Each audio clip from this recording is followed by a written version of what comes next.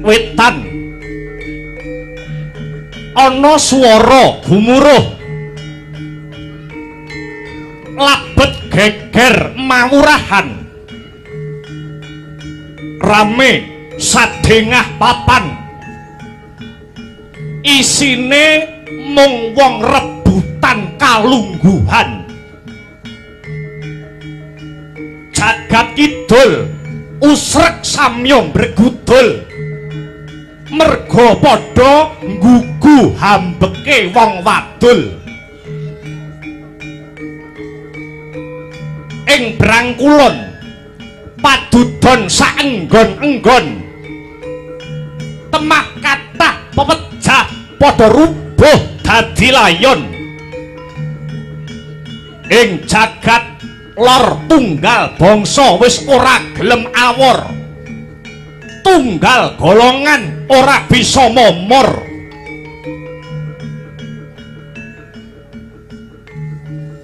geger balik watu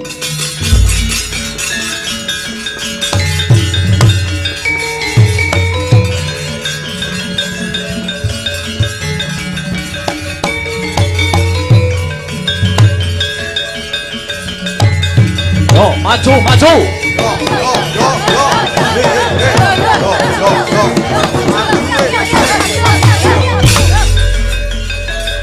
la maju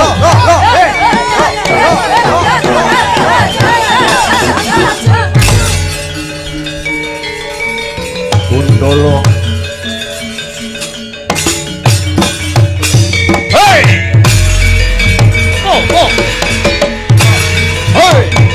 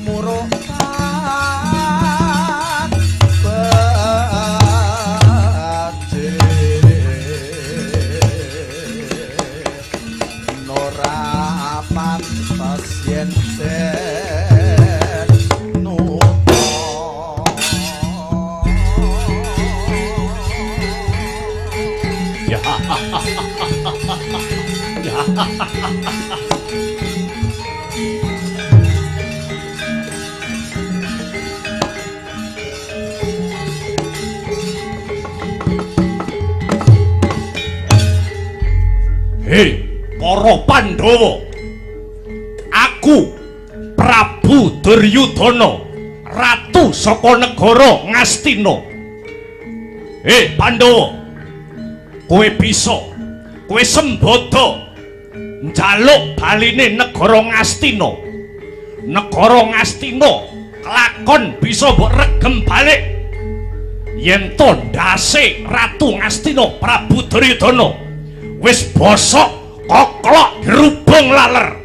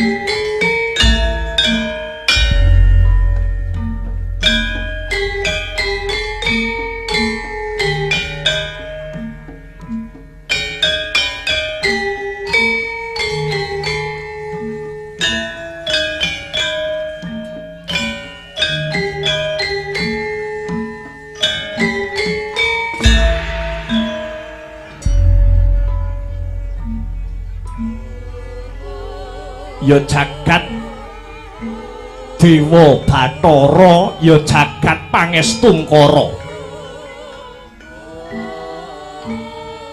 Yen ora sisip panduluku, ndak sawang iki kaya adiku Yayi Bambang Wisanggeni.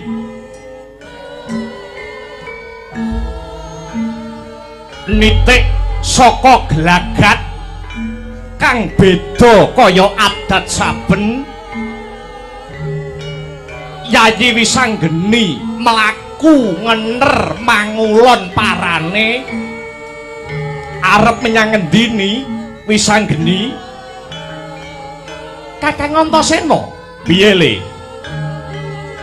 Sakjane Kakang Antasena ki apa ora tanggap ing swasana to, Kang? Bosek Wisanggeni bisa kandha kaya mangkono, Wisanggeni bisa ngucap kang kaya mangkono nganggo dasar apa, nganggo wewaton apa? Kakang,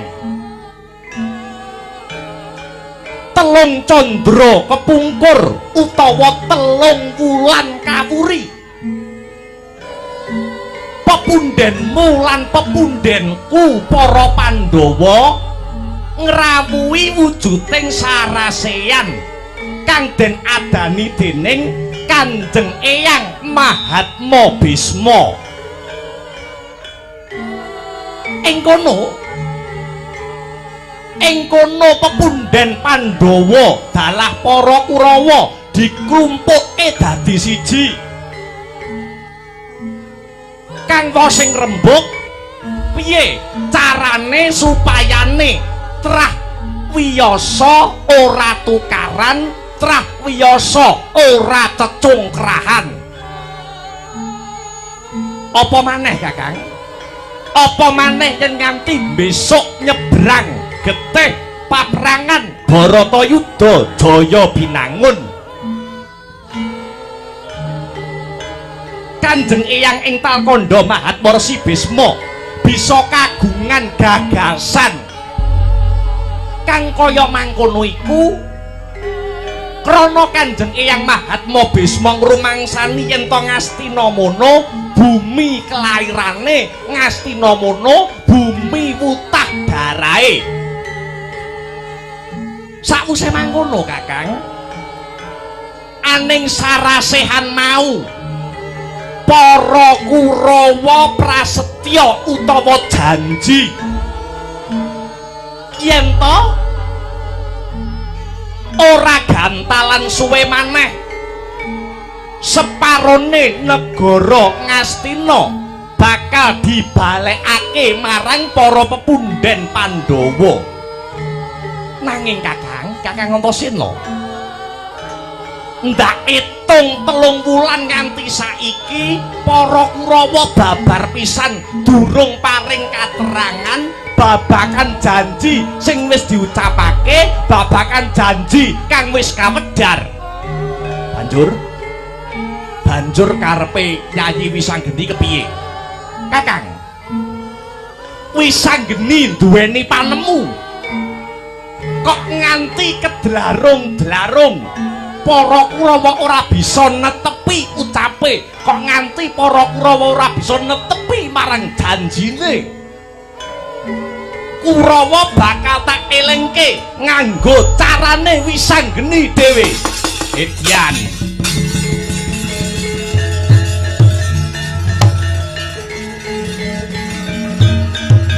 Osik Yayi, osik.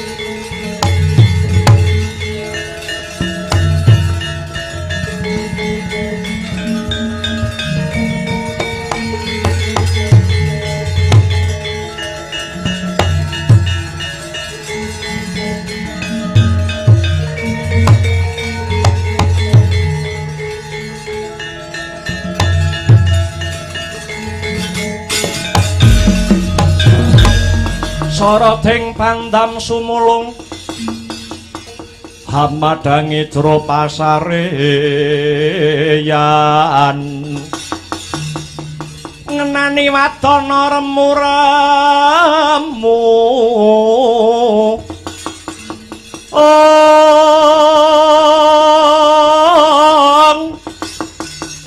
kalingan ngangkrangan sang Dyah Manah Hengkung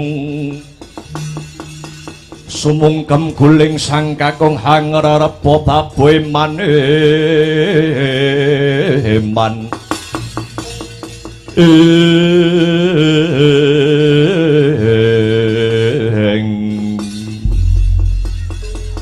Kosek Yayi, kosek Wisanggeni.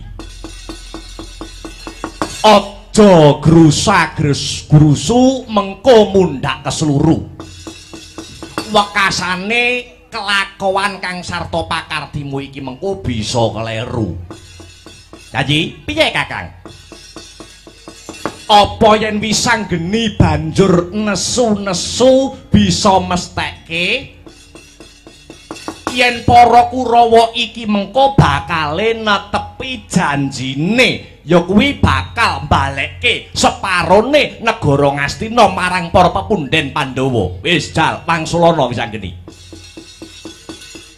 Kakang, piye? Ing kene Wisanggeni, Antasena lan kabeh para putra-putra Pandhawa kuwi dadi bocah enom, dadi tarunaning negara kudu bisa njejekake tembung adil. Sing kok karepake njejeke adil kuwi apa mbok anggep pranatan sing lumaku, aturan sing lumaku dina iki apa durung adil? Lho, cetha durung Kakang, cetha durung. Saora-orane awake dhewe dadi putra Pandhawa kuwi kudu bisa mikul dhuwur mendem jero derajate wong tuwa. Yen ana kahanan utawa swasana kang ora adil, awake dhewe kudu melu-melu urun rembug, melu-melu urun tandang gawe. Ngiras pantes jejekake sing padha bengkong, ngelingke sing padha lali. Kakang Antasena. Ya. Yen babakan kuwi Antasena matuk-matuk bae. Ning saiki sing tak karepke, piye caramu ni? Caramu piye anggonmu jumangkah Kang Sarta Kumerembiah? dina iki uga Wisanggeni bakal sowan ana negara Ngastina.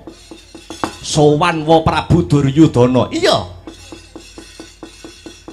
Senadyan aku ora diutus kelawan pepunden Pandhawa, senadyan Wisanggeni ora dikongkon karo pepunden para Pandhawa, nanging Wisanggeni rumangsa digugah rasane kaya-kaya dinuta karo sing gawe jagat. Separone negara Ngastina bakal tak jaluk dina iki uga. Lah yen ora nganti, yen ora diwulungke, ora diwenehke karo para Kurawa, rawe-rawe rantas, malang-malang putung, mati tak lakoni, Kang.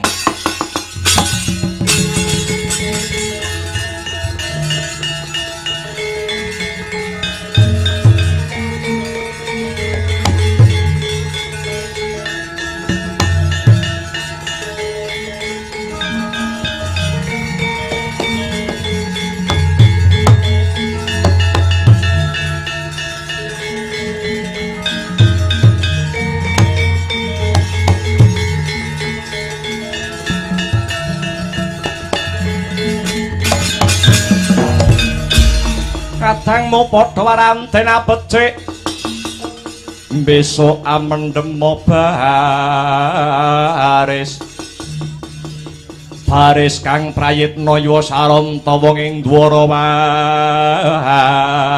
ati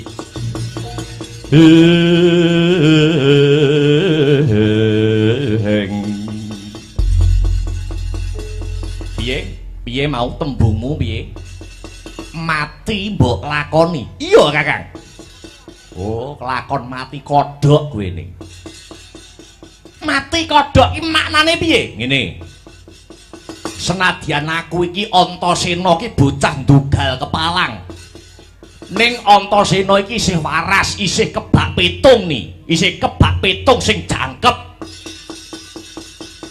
Yen nganti sing munggah ana setinggil negara Ngastina mung kowe ora bakal rampung nih, ora bakal rampung perkara iki.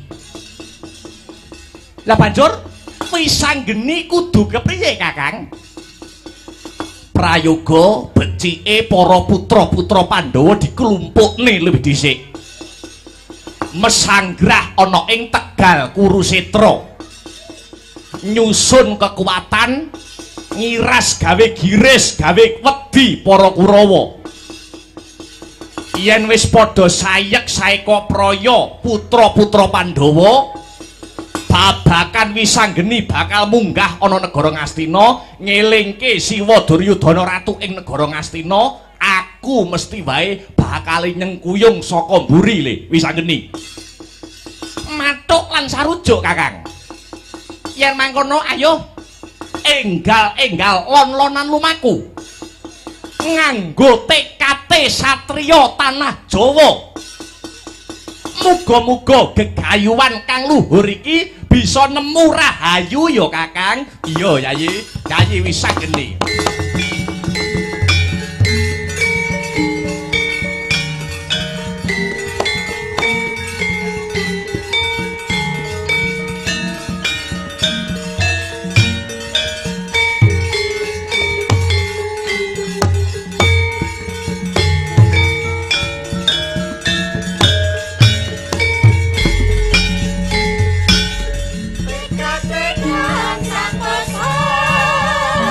Ah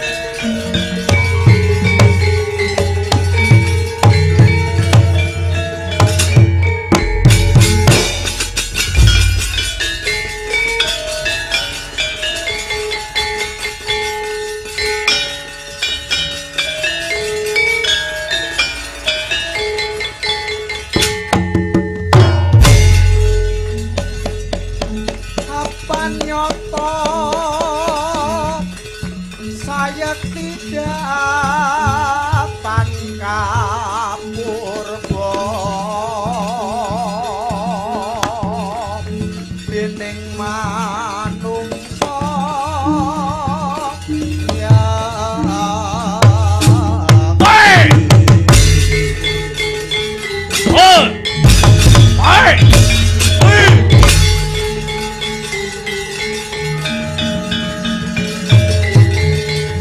Lesmonowati kowe ning ngendi Cahayu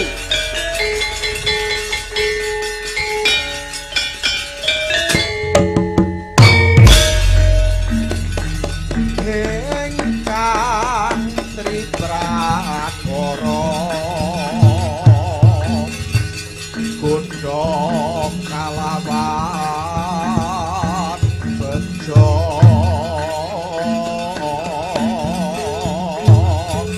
kang sarta tekaning pati monggo tumita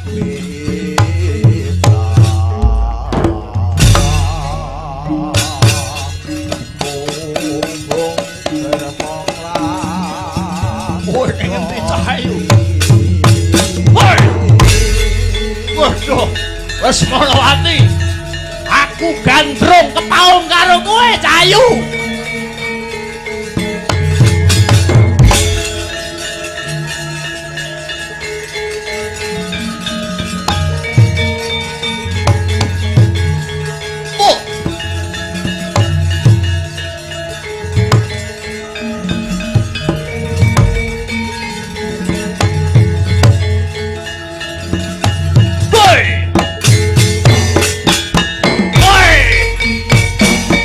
Prabu Dewa Pawaka saka negara Arga Bentar iki. Ya.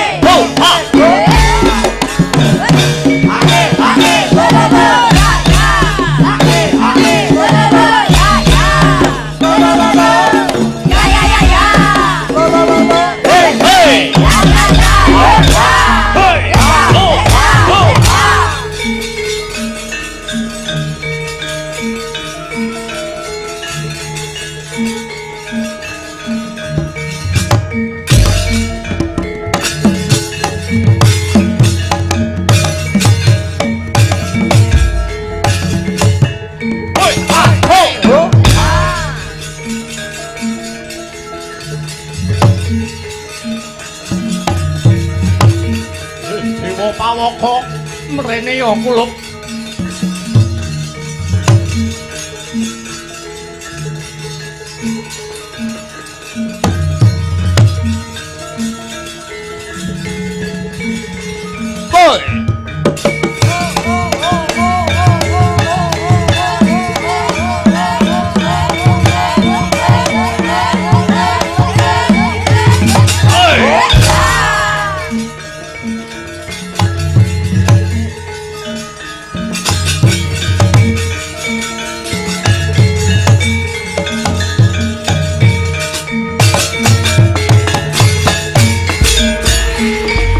Sagara rupa resedeng nalendra yaksa alaku kang malwaya ingkang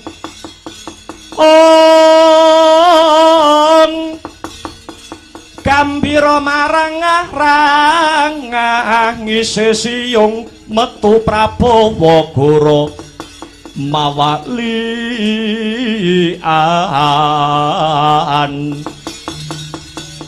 Ditya Durbala harso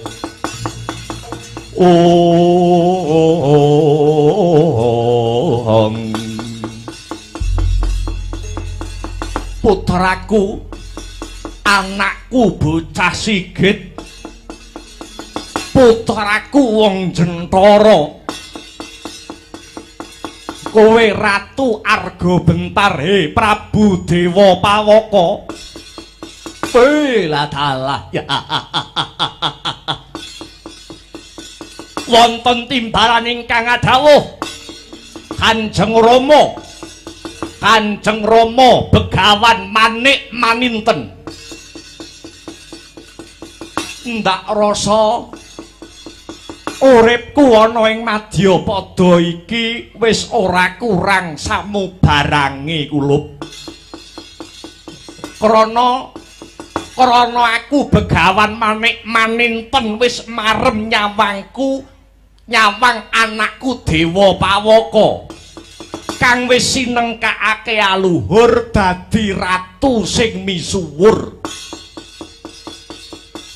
Sinuyudan mring saking Sentana lan Wadyabala.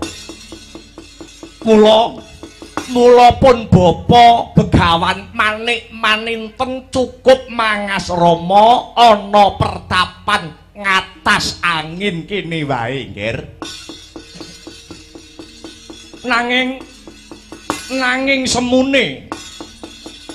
Nanging semune anakku Dewa Pawaka kaya duweni gembolaning perkara kang sinandhi.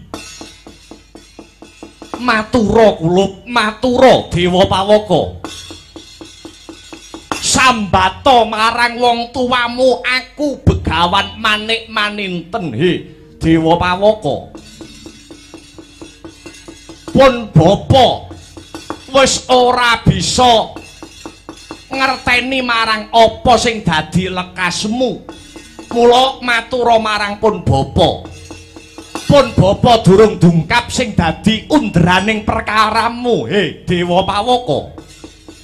Kanjeng Rama malah kebeneran mugi kemawon Kanjeng Rama Panembahan saged minangkani pamotahipun Kang Putra. Nuwun inggih pun Dewa Pawaka. Ya kowe duweni perkara apa? Kanjeng Rama, kula menawi perkawis kesugihan kula sampun turah. Raja Brana Picis ugi mboten nguciwani jernyatanipun kula sampun dados ratu kondang kaonang-onang kajuara saindenging jagat raya. Nanging Kanjeng Rama, nanging mboten wonten gunanipun derajat miwah pangkat ingkang kula duweni menawi kula Kang Putra pun Dewa Pawaka dereng saged sesandingan kalian satunggiling putri ingkang saged minangka garwa Prameswari. Kanjeng Rama. Oh iya Nggir. jebule kowe nyuwun rabi. Lho nggih. Ya. Kuwi wis jamak sak lumrahe kula. Lah banjur putri ngendi sing sira goleki, bocah wedok ngendi kang kita upadi? Pun bapa saguh nglamarake minangka garwa prameswarimu kulup. Rama Panembahan. Siang pantaraning dalu mboten wonten ingkang saged ngreridu jroning kalbu. Mboten asanes nuwun inggih sekaring kedaton negaring Ngastina. Anakipun Ratu Ngastina Prabu Duryudana kang asesilih Dewi Lesmanawati. Rama Panembahan.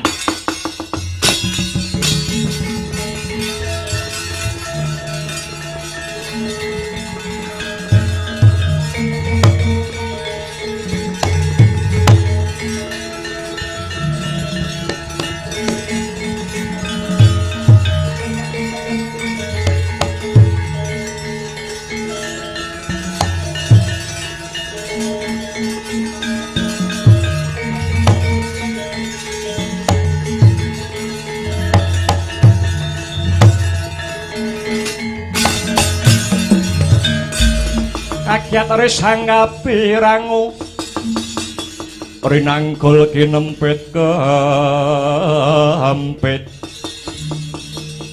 dosa ngrepnaning bawana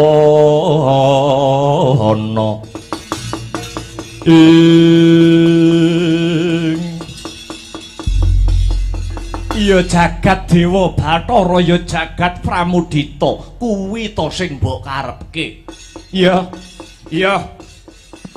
Apa wis pancen madhep kang sarta mantep rasamu marang Dewi Lesmanawati mau kulup Dewa Pawaka. Kanjeng Rama, binengka jaja jinupu aja jantung kula. Mboten wonten tulisanipun wanita sanes.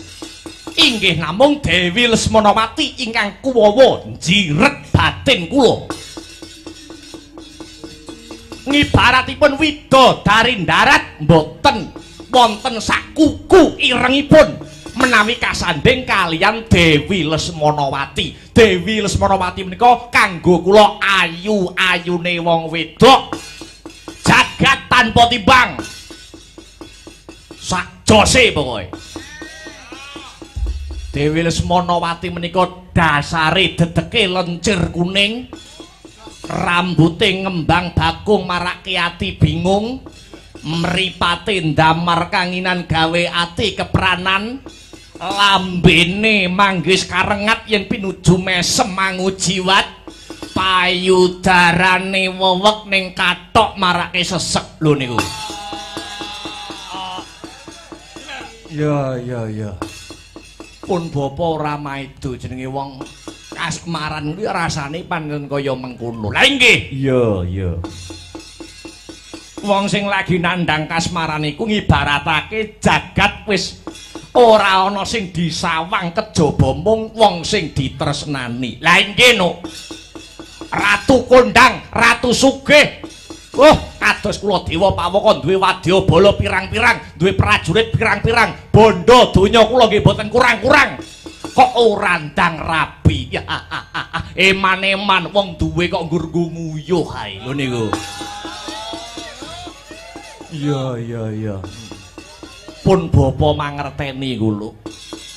Mangkene kula Dewa Pawaka. Pripun? Yen pancen jeneng sira kulup kepingin sesandingan karo Putri Ngastina sekaring kedaton negara Ngastina Dewi Lesmanawati, mapan kebeneran wektu-wektu dina iki pun bapa lagi cedhak, pun bapa lagi cecaketan kelawan Nalendra Ngastina Prabu Duryudana. Amarga sajake Ratu Ngastina Prabu Duryudana bakal nyuwun senjata pitulungan marang pun bapa Begawan Manik Maninten. Nanging Nanging pun bapa durung dungkap apa sing dadi undraning perkara kang mapan ana ing negara Ngastina kang nembe dipikir kelawan Ratu Ngastina Prabu Duryudana. Malah kebeneran. Mugi kemawon Kanjeng Rama Panembahan Begawan Manik maninten saged minangkani pamutah kula saged nyembadani sambatipun Prabu Dewa Pawaka. Menawi wonten syarat sarana ingkang kedah tinempuh kula pun Dewa Pawaka Ratu ing negari Arga bentar saged amujuti Kanjeng Rama. Iya kula iya. Luwih dhisik meluwa kelawan pun bapa. Pun bapa bakal tumuju aning negara Ngastina. Sak perlu anekani undangan utawa kintaka timbalan saka Prabu Duryudana. Kula Dewa Pawaka cukup ngawat-ngawati saka njaba negara Ngastina wae. Lho niki ngestaken dawuh Kanjeng Rama.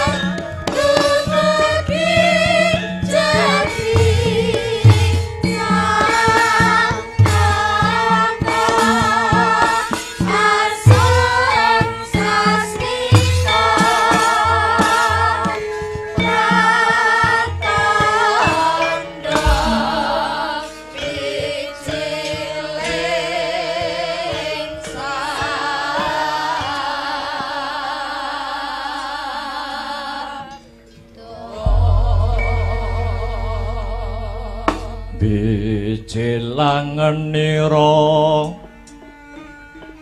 sang nar pati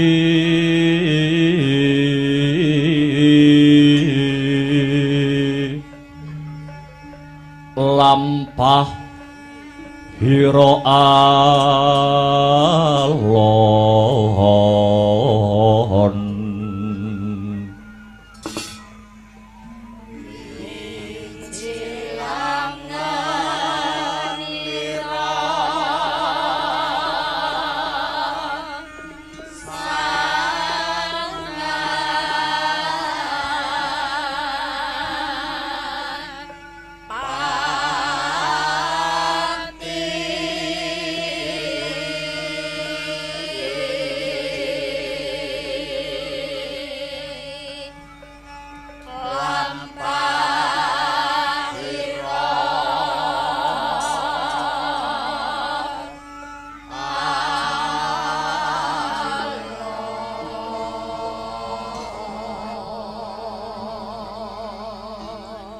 kinarabak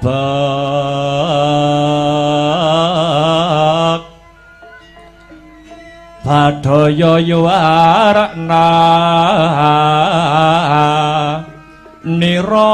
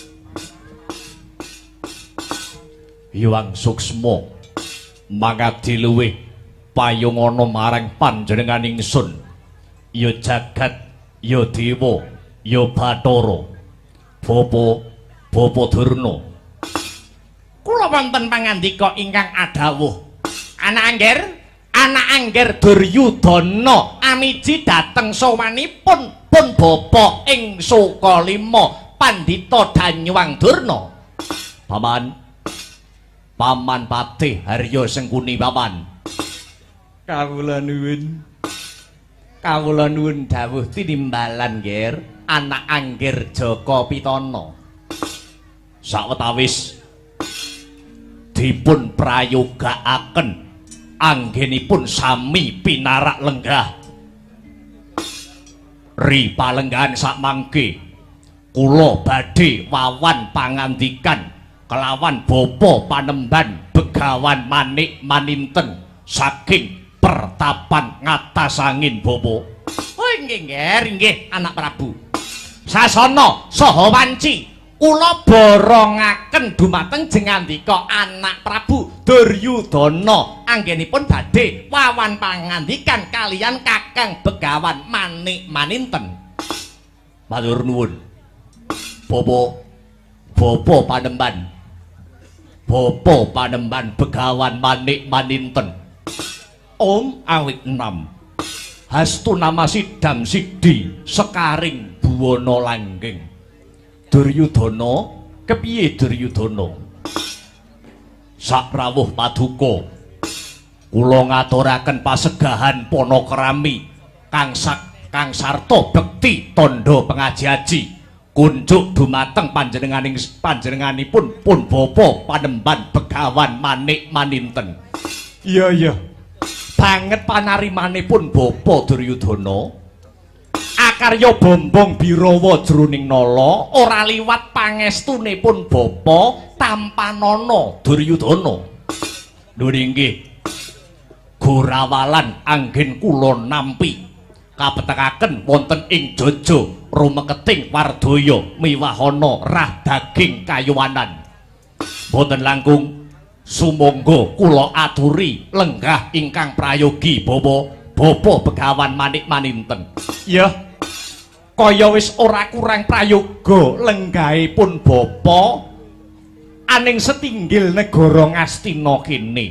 Mara gage slendra kang rasa slendra kang jiwa Duryudana dina sakmengko nitik saka lekering wadana jaiting netra kang sarta tepunging wimbo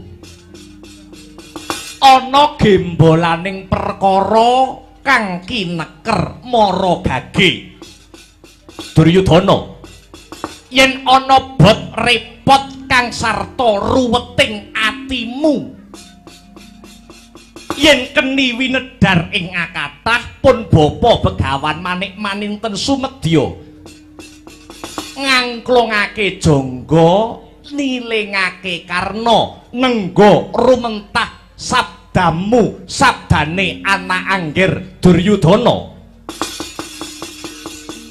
Permara reh mangus momyo ngambreng tadi karonaning kaswasih ring marga Hamalakung risang ganta mastrat maca lengleng lalu manguladi Surya mangrangsang wayah Surya mangrangsang wayah Umyus amara wayahanto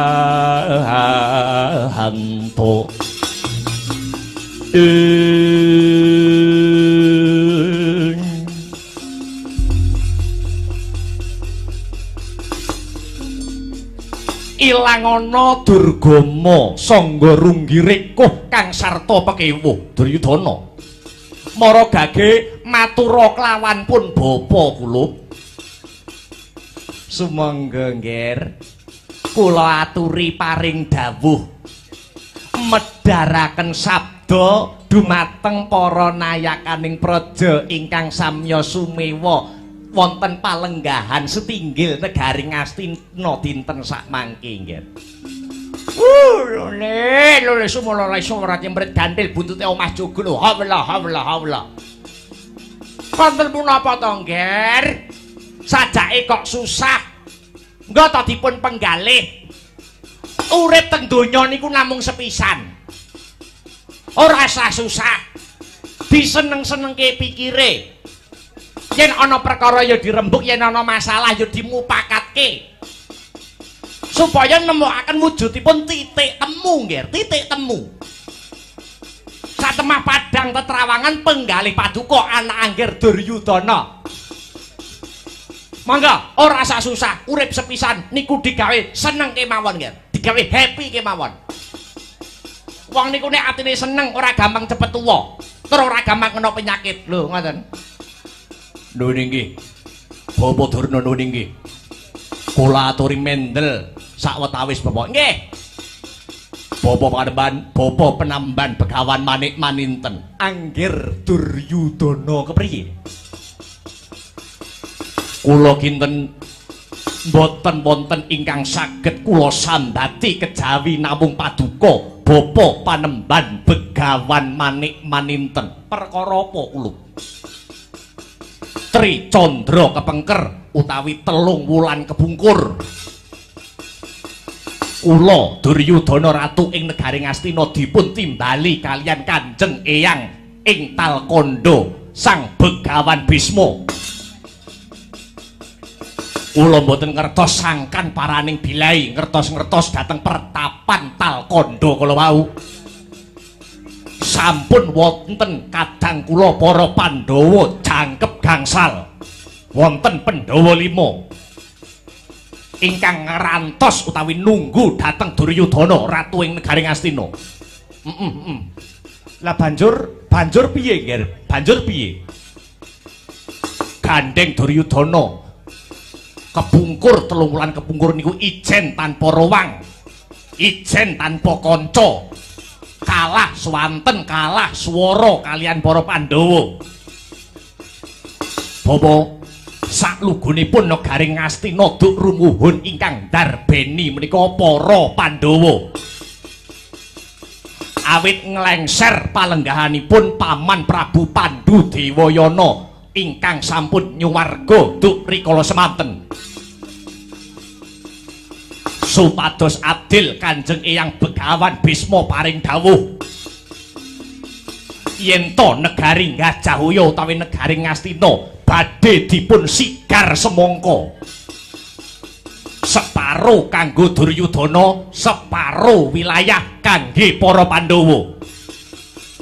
Kula mboten saged micara babar pisan wekasanipun Duryudana namung mantuk kewala namung derek kersanipun Kanjeng Eyang Begawan Bisma ing pertapan Talkanda.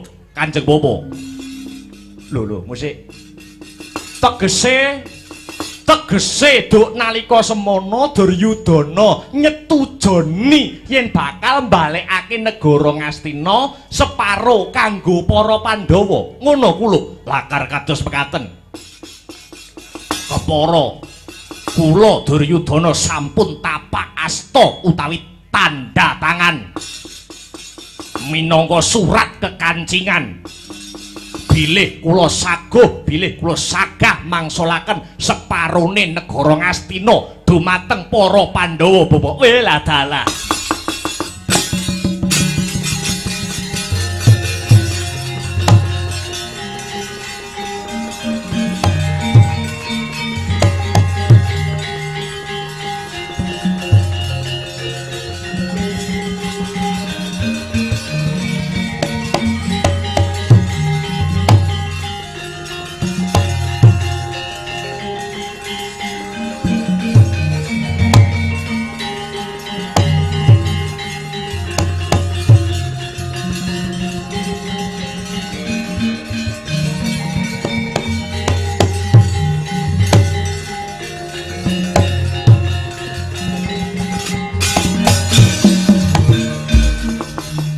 lenging driya mangu mangun gong kanduhan rimang lirlena tanpa kanin lirlena tanpa kanin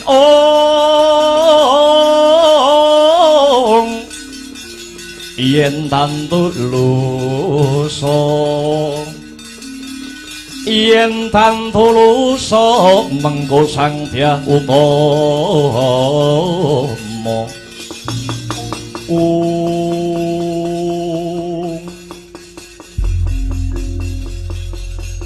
Duryudana kula wonten dawuh Bapa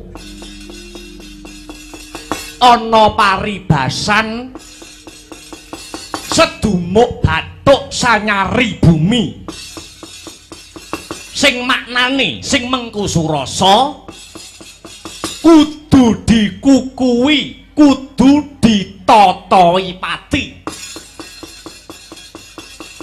Ibarate sapa sing wani ndumuk bathuke bojo nyawa taruhane nadyan mung senyari jembare bumi yen perlu kudu nganggo totowe nyawa